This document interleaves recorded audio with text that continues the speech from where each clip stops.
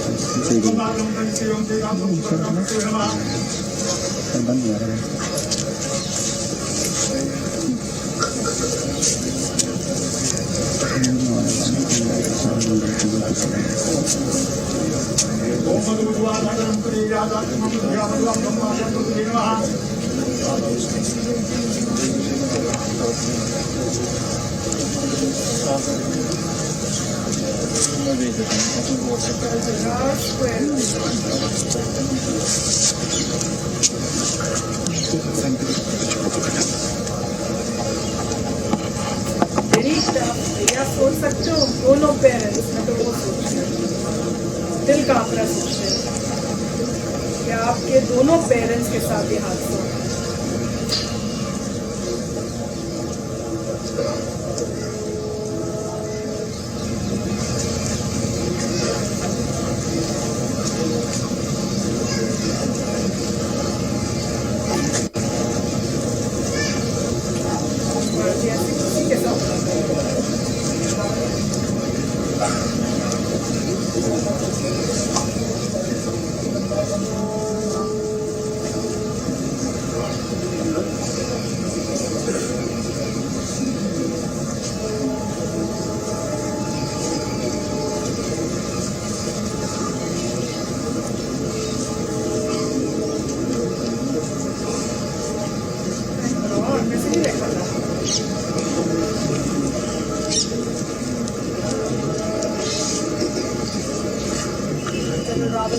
बेटियों को आप इस वक्त देख रहे हैं। अंतिम संस्कार से जुड़े जो रिचुअल्स हैं, आपसे बस थोड़ी ही देर में मुखाग्नि दी जाएगी और स्क्रीन पर आप एक नहीं दो पार्थिव शरीर इस वक्त देख रहे हैं। एक तरफ जनरल रावत और दूसरी तरफ उनकी पत्नी मधुलिका रावत, जो सी हेलीकॉप्टर पर उनके साथ थी, जो दुर्घटनाग्रस्त हुआ। मेरे सहयोगी कृष्ण मोहन मिश्रा हमारे साथ हैं। कृष्ण मोहन मिश्रा, एक तरफ इस वक्त हम दो भावुक तस्वीरें अभी हमने देखी कुछ क्षण पहले। एक तरफ हमने देखा जनरल रावत की दोनों बेटियां अंतिम संस्कार से जुड़े जो रिचुअल्स हैं वो इस समय कर रही हैं, और ब्रिगेडियर लीडर की पत्नी, जिन्होंने आज सुबह ही अपने पति का अंतिम संस्कार किया, वो भी इस वक्त यहाँ मौजूद हैं।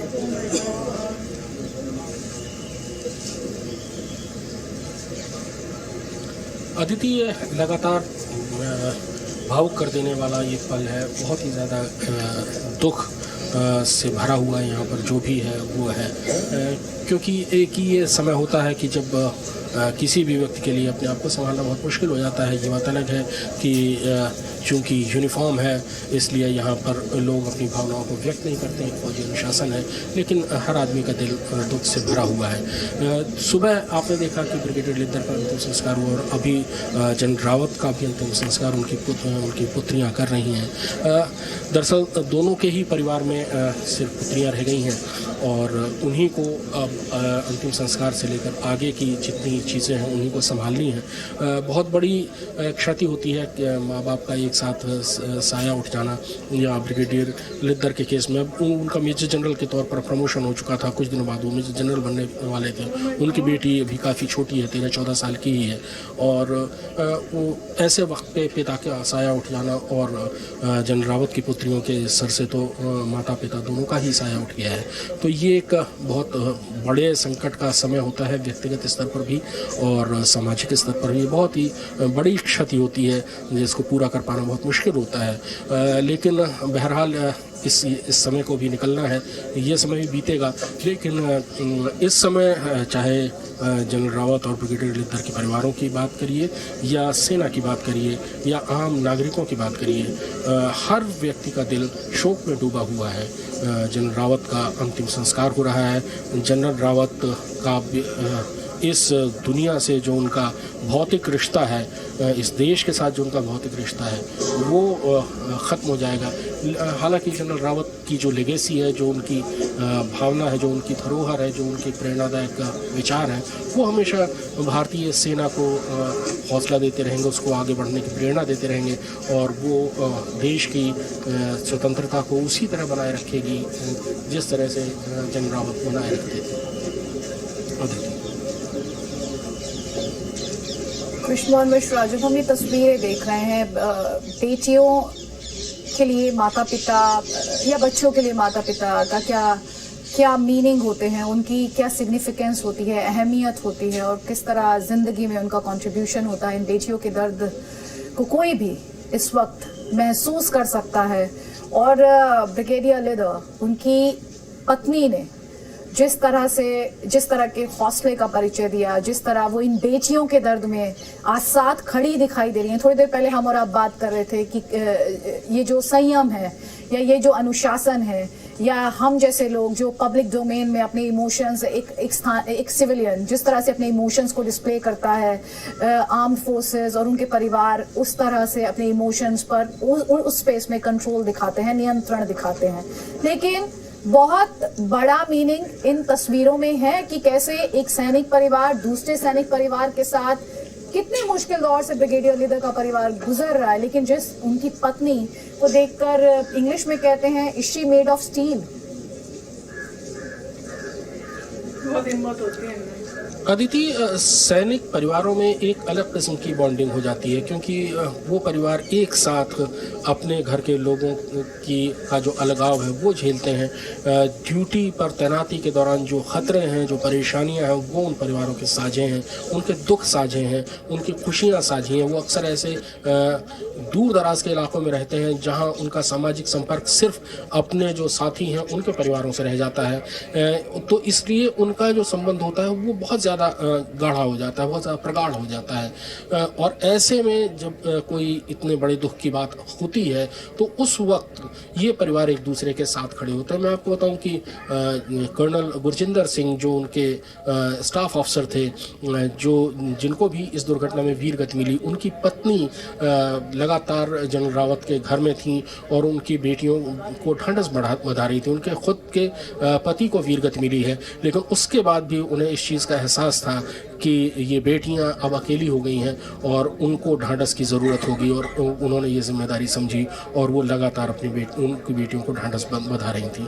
तो सैनिक परिवारों में एक जो ये बॉन्डिंग होती है, जो मुसीबत के समय आती है, जो कष्ट की वजह से आती है, जो लगातार अलगाव की वजह से आती है, जो आइसोलेशन की वजह से आती है, वो बॉन्डिंग बहुत अनोखी होती है और बहुत मजबूत होती है। और ऐसे जो संबंध, ऐसी जो बॉन्डिंग है, इसका जो आप निशानी देखते हैं वो ऐसे ही मौक़ों पर देखते हैं कि जब बहुत दुख का, बहुत कष्ट का समय होता है और उस समय ये परिवार एक दूसरे के सामने किस तरह आते हैं, किस तरह से एक दूसरे के साथ खड़े होते हैं, एक दूसरे का हाथ पकड़ते हैं और किस तरह एक दूसरे को हौसला देते हैं। अदिति। कृष्ण मोहन मिश्रा, सैनिकों को सैल्यूट है, उनके बलिदान को सैल्यूट है। सैल्यूट इन परिवारों के लिए भी है जो कुर्बानी देते हैं और हम जैसे, आप जैसे लोगों को ये सोचने के लिए मजबूर कर देते हैं कि ये किसके बने हैं। बहुत ही इमोशनल तस्वीरें लगातार हम देख रहे हैं। जनरल रावत की बेटियां मुखाग्नि अब दी जानी है और हमने देखा कैसे जनरल रावत का पार्थिव शरीर और उनकी पत्नी मधुलिका रावत जी का पार्थिव शरीर एक साथ, और देखिए अब मुखाग्नि से जुड़े हुए जो रिचुअल्स हैं वो शुरू हो रहे हैं। कृष्ण मोहन मिश्रा,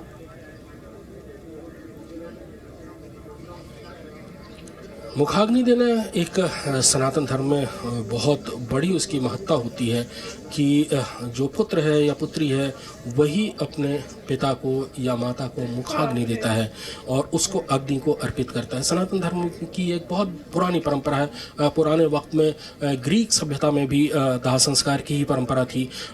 भारतीय जो सनातन परंपरा है उसमें दाह संस्कार की परंपरा बहुत पुराने ज़माने से दी जाती रही। जब से सनातन धर्म संगठित हुआ तब से ही, और मुखाग्नि उसमें बहुत ही महत्वपूर्ण एक हिस्सा होता है कि ये आखिरी एक दान है, एक आखिरी कर्तव्य है जो अपने माता या पिता की तरफ कोई पुत्र या पुत्री पूरा करती है। अदिति मुखाग्नि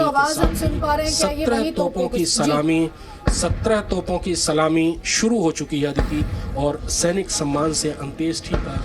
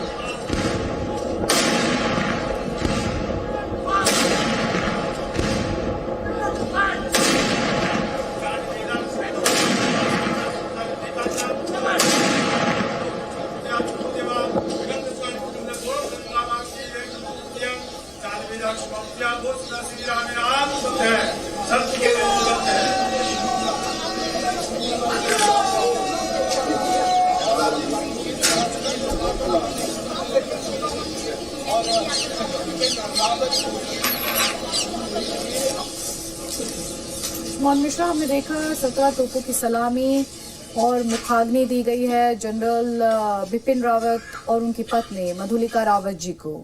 कृष्ण मोहन मिश्रा। जनरल रावत का अंतिम संस्कार की ये आखिरी प्रक्रियाएं थीं जो कर ली गई हैं। अंतिम संस्कार उनका पूरे सैनिक सम्मान के साथ किया गया, जिसमें पूरे देश और विदेश से भी जो गणमान्य व्यक्ति हैं उन्होंने उनको श्रद्धांजलि दी, उनको श्रद्धा सुमन अर्पित किए। उनको जो सेनाओं की तरफ से भी जितने भी अधिकारी हैं उन्होंने सम्मान दिया। उसके बाद पड़ोस के देश बांग्लादेश, नेपाल, भूटान और श्रीलंका के सैनिक अधिकारियों ने भी उनको सम्मान दिया, वो उनकी अंत्येष्टि में शामिल हुए। उसके बाद उनको जो सैनिक सम्मान की आखिरी जो सम्मान था, आखिरी जो सैल्यूट था 17 गन का, 17 तोपों का, वो भी दिया जा चुका है। और अब जनरल बिपिन रावत पंचतत्व में विलीन हो रहे हैं। कृष्ण मोहन मिश्रा, आप रहिए हमारे साथ। उनकी बेटियों की तस्वीरें, उनकी पुत्रियों की तस्वीरें लगातार आ रही हैं, जिस तरह से खुद को थामे हैं, काबिले तारीफ है। कुछ ऐसी ही तस्वीरें हमने ब्रिगेडियर लिदर की जो फैमिली है उनकी भी देखी, उनकी पत्नी की और उनकी बेटी की भी। और ये जज्बा काबिले तारीफ जिस तरह से जनरल कुलकर्णी इस वक्त हमारे साथ हैं। सर, कई बार ऐसे भी मौके आते हैं जब एंकर के पास शब्द नहीं होते, और मैं इस मिनट यही कहना चाहती हूँ कि इस वक्त मैं निशब्द हूँ। इसमें कोई शक नहीं आदित्य कि ये अंतिम संस्कार जो है वाकई बहुत ही दिल दहलाने वाला है। और जिस तरह मैं देख रहा हूँ जनरल रावत की दोनों बेटियां, और जिस प्रकार से ब्रिगेडियर लीडर की भी मेम साहब वहां पे हैं, वाकई दिल दहलाने वाला। और एक तरफ से देखा जाए तो अपनी परंपरा को मद्देनजर रखते हुए सबने अपने आप को देखा है कि किस तरह एक व्यक्ति जो अपनी मेहनत, अपनी ईमानदारी, अपनी देश के लिए वफादारी और काबिलियत के ऊपर पूरा देश खड़ा मिलेगा आपको। कोई शक नहीं होना चाहिए किसी को कि देशवासी जो है वो सब जानते हैं, सब देखते हैं, चाहे वो मिले ना हो उनसे, लेकिन जिस प्रकार से मीडिया बताता है या जिस प्रकार से वो पढ़ते हैं, उससे उन्हें साफ एक तरीके से उनके मन में एक तरीके से एक इमेज बन जाती है कि ये जो लीडर है, ये जो व्यक्ति है और ये जो नेतृत्व दिखा रहे हैं, ये ऐसा नेतृत्व है कि दुश्मनों को अपनी जगह दिखाने वाला है। और खासकर जब से वो सीरियस बने और जिस तरह से उन्होंने बार बार थिएटराइजेशन की बात की, जॉइंटनेस की बात की, मॉडर्नाइजेशन की तरफ पहुंच को लेकर के गए, ये सब दर्शाता है। और वाकई जिस प्रकार से प्रधानमंत्री का एक था आत्मनिर्भर, उसके ऊपर इंडिजिनाइजेशन और पूरा देश, राष्ट्रपति, प्रधानमंत्री, रक्षा मंत्री, बाकी सारे डिफेंस अटैचेज, बाहर के अपने पड़ोसी देशों के सेना अध्यक्ष वहां का है। ये क्या दर्शाता है? ये दर्शाता है ये वाकई उनकी जो एक इमेज थी, एक व्यक्तित्व था, और जिसके लिए वो लड़ते रहे, जिसके लिए वो कई बार उन्होंने लोगों को शायद नाराज भी किया होगा, पर उनका एक ही धैर्य था, नाम नमक निशान। अगर मैं यहाँ पे हूँ तो मैं इस देश के लिए करके छोड़ूंगा, मुझे कोई किसी से लेना देना नहीं, मुझे वोटों की जरूरत नहीं है, मैं देश के लिए हूँ, मेरे लिए टास्क है और वो टास्क मैं पूरा करूंगा। और देशवासियों ने इसको सलाम कहा। ऐसे तो फ्रेंड्स, बहुत टफ था देखना, मुझे पहले ही पता था कि मुझसे देखा नहीं जाएगा, पर इससे आपको ये दिखता है कि देखो सबको जाना है। मैं यही सोच के अपने आप को थोड़ा शांत कर पा रही थी कि देखो सबको जाना है, पर उनको वो गए, बहुत रिस्पेक्ट से गए हैं, सब इंडियंस की रिस्पेक्ट, सब इंडियंस को रुलाया। नहीं तो हम जाएंगे तो किसी को कोई फर्क तो पड़ना नहीं है, पर वो गए तो पूरे इंडिया के लोग, बाहर की कंट्रीज के चीफ तक जो है उन्होंने तक वो भी आए, उन्होंने भी कंडोलेंसेस भेजी। तो वो रिस्पेक्ट जो उनको मिली है, जैसे उन्होंने तोपों की सलामी दी है, सब दिया है, तो उनको बहुत रिस्पेक्ट मिली है। ये इनकी मतलब उनकी जो उन्होंने डेडिकेशन अपनी कंट्री के लिए किया, वो उस वजह से उनको इतनी रिस्पेक्ट मिली। नहीं तो हम लोगों के लिए क्या, कुछ नहीं होना। तो वही था, मैं देख रही थी कि इनकी जो बेटियां थी कितनी स्ट्रांग थी, उन्होंने अपने आंसुओं को रोक के रखा हुआ था। दे वर सो स्ट्रांग। मैं मतलब हम जो हैं, हम लोग जो उनके ब्लड रिलेटिव्स भी नहीं हैं, जस्ट बिकॉज एक डिफेंस का मतलब एक कनेक्शन है, वो देख के भी आंसू जो है रोकने की इतनी कोशिश की, पर आ रहे थे देख के कि कितना मतलब उस टाइप से होता है कि एक इंसान कहाँ एक सेकंड बिल्कुल ठीक ठाक होता है और कैसे एक सेकंड में वो चला भी जाता है, और कैसे उनकी बॉडीज को जो है किया जाता है, सब कर रहे थे। वो देख के बहुत ही मतलब वो हो रहा था। पर इंडिया जो है वो ज़रूर मिस करेगा इनको, there is no doubt. It बहुत बड़ा लॉस हुआ है इंडिया को, क्योंकि जैसे बता रहे थे जो हमने दूसरी वीडियोस की थी, इतना कुछ कंट्री के को स्ट्रॉन्ग करने के लिए जो उन्होंने काम कर रहे थे ना, उस कामों में मतलब उनसे बेटर अब कोई लीडर मिलेगा उसका भी डाउट होता है। तो it's a big loss for the country. Right, मैं तो यही कहूँगा कि उनकी मतलब इससे अच्छे तरीके से कोई इंसान नहीं जा सकता था। आप अपनी कंट्री के लिए आखिरी वक्त तक काम कर रहे थे, आप अपनी ड्यूटी निभा रहे थे और फिर आप शहीद हो गए। इससे अच्छे तरीके से कोई जा नहीं सकता। और अगर आपने भगवद गीता पढ़ी है तो आपको पता ही होगा कि आत्मा कभी ख़त्म नहीं हो सकती, सिर्फ बॉडी रह जाती है और बॉडी को जलाया जा रहा है। वो इसलिए रिचुअल्स बने हैं कि साधारण इंसान डिटैच कर सके, समझ सके कि ये बॉडी को जलाया जा रहा है, आत्मा को तो कोई कुछ कर नहीं सकता। वो तो आत्मा चली गई और उसके बाद उस आत्मा ने कहीं और दोबारा जन्म लेना है और दोबारा शुरू करनी है अपनी जर्नी।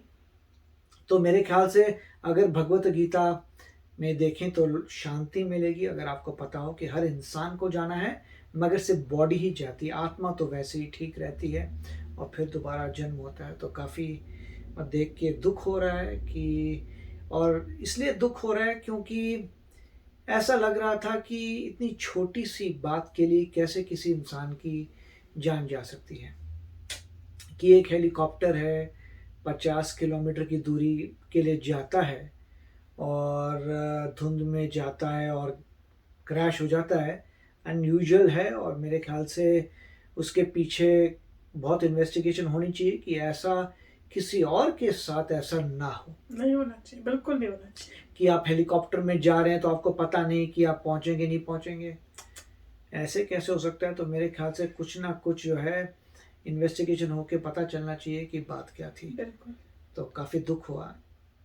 तो चलो फ्रेंड्स, चलते हैं, मिलेंगे नेक्स्ट वीडियो में। Till then take care and bye bye. तो अगर आप मेरे इस चैनल पे नए हो तो जल्दी से सब्सक्राइब के बटन को हिट करो और बेल आइकन को क्लिक करो ताकि आपको मेरा जब नया वीडियो मैं लगाऊं आपको उसके बारे में जल्दी से पता चल जाए।